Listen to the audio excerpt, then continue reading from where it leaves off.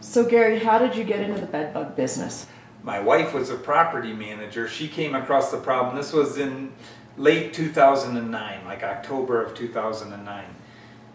They couldn't get rid of them. They called pesticide companies. They had them redo it. They called a different pesticide company, had to redo it. They ended up tearing the carpet out, evicting the tenant, getting rid of all of his content, having another company come in. They drilled the holes in the walls, every 16 inches in the stud bays, put chemicals in all of that, let it sit for 2 weeks. We came in after that with our equipment, and there were still, we saw easily 6-7 dozen bugs, and those are the only ones we saw that they were attracted to the heat and came out of, they were coming out of the bathroom, they were falling from the ceiling.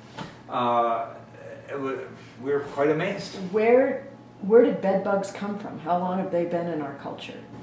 Bed bugs have been with people as long as there's been people. They evolved from bat bugs, B-A-T. So the idea is when people were in caves, a new species was essentially born called bat bugs. They're very similar, bat bugs and bed bugs. A bat bug cannot reproduce on human blood, and a bed bug, of course, can. They're a different, even though they look similar, they bite similar, they are a different species. They found the carcass of bed bugs inside the pyramids. Pretty much as long as there's been people, they've been dealing with bed bugs. It's unique in North America, where after the war in the 50s, bed bugs were largely gotten rid of. Many people think this was because of DDT, and really what it is generation after generation has been so vigilant on getting rid of bed bugs. After the war, they came out with vacuum cleaners, washers and dryers, drywall, different construction techniques like plywood. It was essentially easier, with all this vigilance to get rid of bed bugs, it was easier to get rid of them, and we eliminated it almost entirely. They're back now, and it might be, people just aren't vigilant is why we have bed bugs now, is my opinion. Many people think that it was because of DDT, but the truth is, even in the 50s, entomologists recognized that bed bugs are largely resistant to DDT. Right now at the University of Kentucky, they have a petri dish in the lab full of DDT. Bed bugs will walk right through it without any ill effect. How did you learn about heat as a method to kill bed bugs?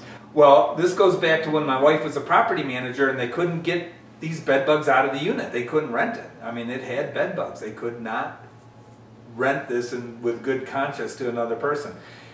She called up an entomologist at Colorado State University, and he said the best way to get rid of bed bugs is heat. So that started the research project in how do we get the right type of heaters that won't wreck any content, how do we, and the rest is kind of history. We're now treating about 100 units a month. How do bed bugs travel, get around? The warmer it is, the quicker they move. At 80 degrees, they'll go several feet per minute. So you could, in a 15-minute period, they could easily go 30, 40 feet to the other side of the house. They love to hitchhike. They're attracted to heat. Your body is 100 degrees. The room temperature is only 70 degrees typically. So that 30-degree temperature difference is great for a bed bug. It's how they zero in on their food. They will come toward whatever is warmest, and they will latch on you. So when you go from your bedroom to the couch or the living room, that's how you can bring them from the bedroom into your couch. The other thing, bed bugs naturally radiate out.